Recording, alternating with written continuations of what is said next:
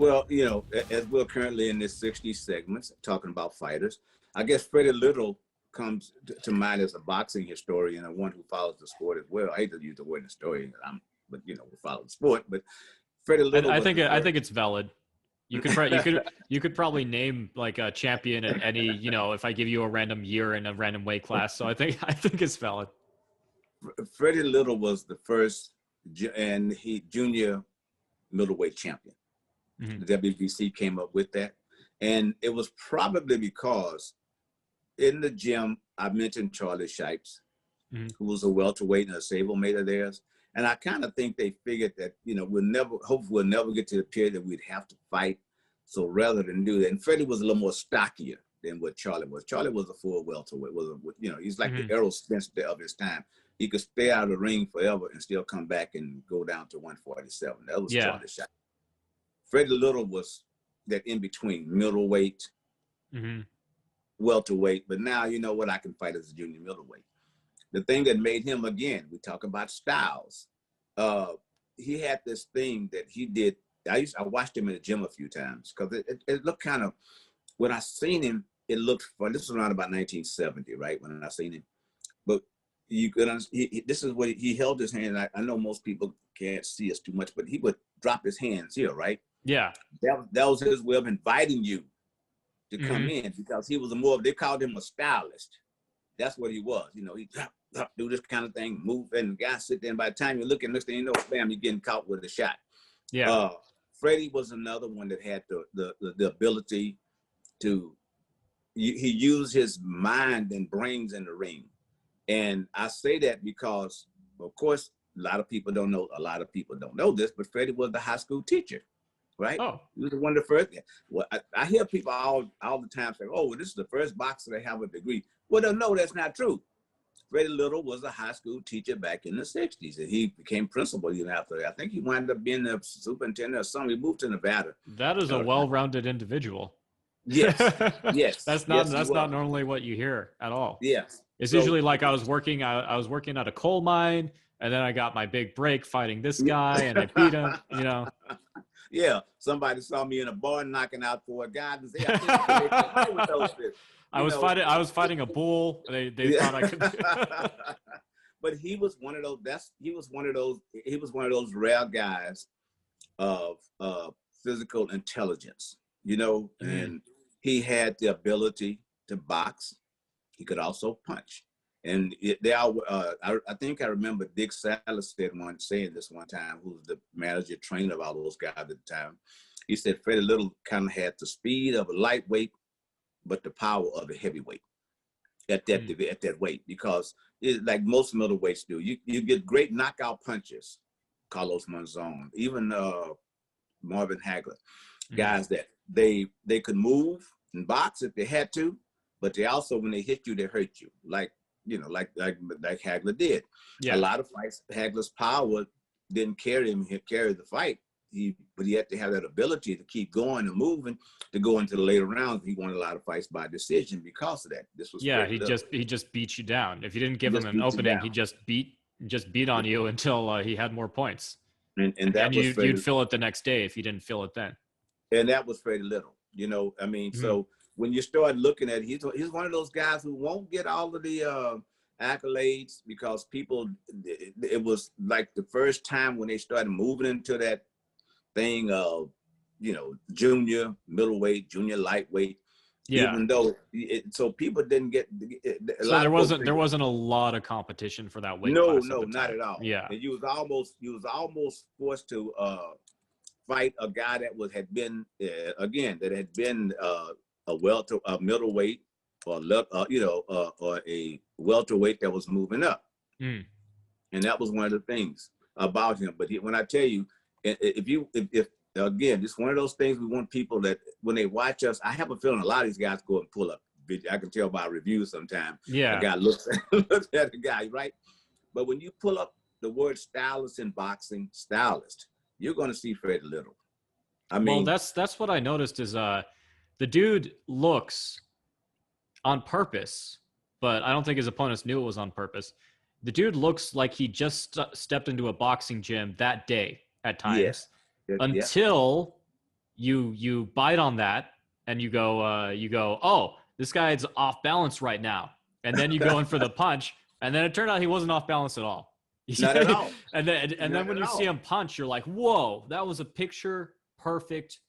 Like you could almost use it to teach new students, like you want the elbow here, you want the shoulder here, you want the right foot lined up right here, like picture perfect when he punches.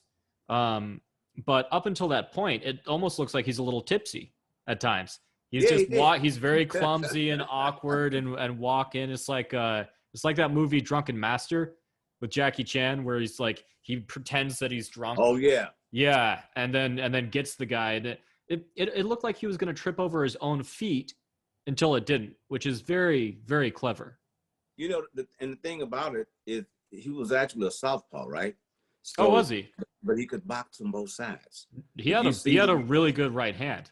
Yes, he did. Yeah. And that's why. That's the thing about it. Again, during those periods of times when people didn't like boxing southpaws, right? Mm-hmm. Because of the style that they get. So Freddie was kind of smart enough. I say Freddie. I mean, I could always bring the fighter, but you can say that the people that worked with him was smart enough to say, okay, let's adapt. You know, let's kind of adapt a little bit more. So what happened was you go out and you fight a guy, and people would say, I'm not fighting that guy because he's too good of a boxer. Plus, he's a southpaw. He's too difficult. So now what happens? He was able to transfer because his power was here anyway. In that jab, in his right jab, if you use it, as you said, then he was able to switch up here. Now you're thinking you got this guy, you know, in an orthodox way. But now guess what? You made him come at you in a position where his power is right here. I've heard that Marvin Hagler was even a transfer. I never could verify that, but he was also a transferred southpaw, such as Mike Tyson, who was a transferred southpaw, you know. Marvin came along, of course, later on than that, and that kind of added still kind of adds to the day. Watch when you look at heavyweight history, they said that Michael Moore was the first southpaw heavyweight champion. Well, that was the reason, because nobody liked fighting those guys. But Freddie was, you know, he was the undisputed junior middleweight champion, and I say a fantastic boxer, great athlete. I think he suffered a stroke because he became a teacher when he was, like I said, in Nevada somewhere. I forget exactly where, but I want to say Reno. But he suffered a stroke. And as guys like that, he probably could have been a good teacher of the sport of boxing. You know what I mean? For sure. I mean, he was already a teacher. Yes. So he knew how to do it. Yeah. Yes. So, is there any fights in particular you would recommend people check out? It was Ki-Sung Kim. That's the guy. He was because the guy was undefeated. And so by this time, so, you know, by this time, people thinking that, you know, Freddie's kind of on his way. I think he's one of the first. And he fought him in Korea, as a matter of fact. They say in Seoul. So that was one of the guys that they thought that had a chance of beating him. Of course, Freddie destroyed him. And then he went on to, and then he found Eddie Pace may have been the one. Denny Moyer was another. And if you read, there's certain these guys, you're going to look at their records. You know, people are going to pull up these names like Denny Moyer, even Charlie Austin. These guys were great fighters early on in their careers, on, you know. But then it kind of became a thing, and people they're going to say, well, this is when the mob was really involved in boxing, and I can't prove or disprove that, okay? But what they started doing was taking some of these, and I told you before that some of these guys were handled by the same guy. Yeah. One guy may have had handled 100 guys. So, you know, you could almost kind of say, oh, well, maybe so. But if you had an up-and-coming kid that you wanted to kind of move up, and you got this guy, you said, okay, this guy's not going anywhere anymore. So I'm going to put him in with this guy. So, you know, this guy, your job is, you know, you're going to lose the fight. You're going to take us some rounds. Don't rough the guy up too much. And that's what some of those guys, and when you start looking at these guys' records like Ernest Buford, Denny Moyer, who was a pretty good boxer himself, Charlie Austin, and Mel Collins. These guys' records were 500, but it became 500 later on, not at the beginning. Later on, because they were picked and chose to fight certain guys for that. Now, okay, so their losses came at the end of their career, basically. What you're saying with some of them set up, yeah. So they were good though. To start. Yeah, they were good. Yeah. And sometimes if you look at old boxing movie, or I'll tell you a good example. If you saw the movie Pulp Fiction, right? Oh yeah, of course. And you remember, yeah, who didn't? Yeah. You remember the part when the guy tells Bruce Willis, you're gonna lose to my guy, and Bruce Willis says, yeah, I'll lose to the guy. No, I'm gonna give him whatever amount of money he gave him. But you get in there, the guy was so doggone bad. You're like, man, I'm not losing to this guy. This would destroy my whole career. So what happens? He beats the guy. He beats the guy up, and he has to go on the run. Well, there were a lot of that took place during that period of time, except that the guys didn't lose the fights. They just said, okay, and especially in particular, that if it was a white fighter, that they wanted to move up.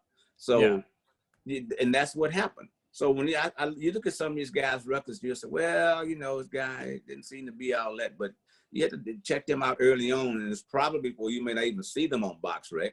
But some of those you'll start to see. Like I said, I told you before, Freddie fought a lot around the world: Germany, Italy, South France. He fought all over the place. But that's what made him. Again, I think what was his record? I want to say he had something like. Wait a minute, let me see. He has 57 fights, recorded 57 fights. So probably at 60 or 70 fighters. But towards the end of his career, it's what his last fight was. It was in 1972, and he fought a guy by the name of Billy Walker, who at that time was 17-1. See, at the time. And did he beat him? Yeah, he beat him. He beat him. Okay. He won his last 5 fights. Nice. He lost the title to the guy who did he lose? Carmelo Bossi. Now I'm not. That's one for the record book. But this guy's record was only 20. I think it was like 28-6. The guy that he lost to. So it kind of tells you right there. Yeah. Yeah. And it was for the title. And so after that, he had 5 more fights, and evidently he never got another title fight. But I think I just remember him quitting because he started helping Dick Sadler in the gym, a lot wrong with George and those guys, and at that time. So by that time, he had, like you said, he had something else to do. Mike Tyson said before, boxing is something you do when you have nothing else to do.